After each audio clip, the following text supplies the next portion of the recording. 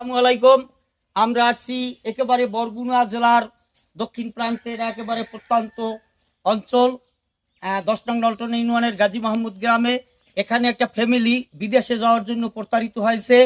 এক লোক এক ভুক্তভোগীর কাছ থেকে প্রায় 5 লক্ষ টাকা হাতিয়ে নিয়েছে। তার ছেলেকে ইউরোপ মহাদেশের ইটালিতে নেবে করিয়া, কিন্তু ছেলেও নেয় না এবং টাকাও পায় না। আমরা আজকের সেই ভুক্তভোগীর বাড়িতে আসছি। এখন আজকের এই পর্বে আপনাদের সেই যে ভুক্তভোগীর কাছ থেকে 5 লক্ষ টাকা নিয়ে ওনার ছেলেকেও নেয় না, উনি প্রতারিত হয়েছে, এই ঘটনাটা আজকের আপনাদের মাঝে আমি তুলে ধরবো। আচ্ছা ভাবি বা আপা, আপনি যে এই 5 লক্ষ টাকা বা 4.5 লক্ষ টাকা ইটালি আপনার ছেলেকে নেওয়ার জন্য যে লস খাইছেন, এই টাকাটা আপনার কাছ থেকে কিভাবে নেছে এবং যে আপনার কাছ থেকে নেছে সে আপনাদের আত্মীয় কিনা এবং কিভাবে আপনার এই লোকেশনটা পাইলে একটু বলবেন কি দয়া করিয়া? হ্যাঁ, আমার এক ভাগ্নে টাকা দিয়েছে শালারে। সেই শালার কথা মতন আমরা টাকা দিয়েছি ইটালির ব্যাপারে। 16 লক্ষ টাকা চুক্তি হয়েছে, 4 লাখ নগদ নেবে, 4.5 লাখ টাকা আমরা ঋণ হইয়া মানে দোকান ধার দিয়া টাকাটা যখন নেওয়াই গেছে, এখন মোবাইল নাম্বার সিম বন্ধ। টাকাটা কি আপনারা ব্যাংকের মাধ্যমে দিয়েছেন?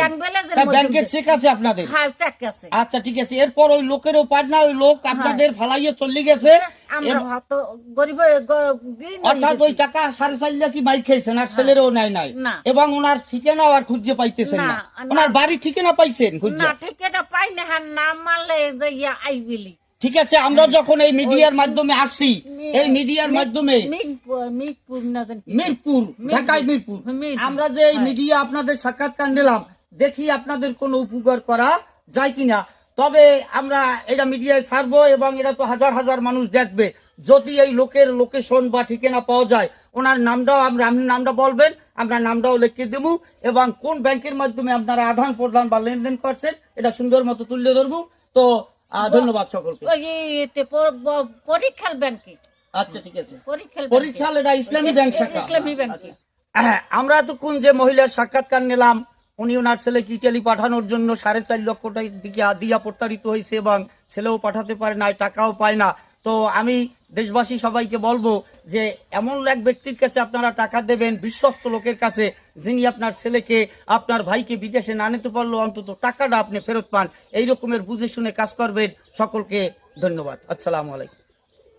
একটা প্রবাদ আছে, money is lost, nothing is lost, health is lost, something is lost, character is lost, everything is lost.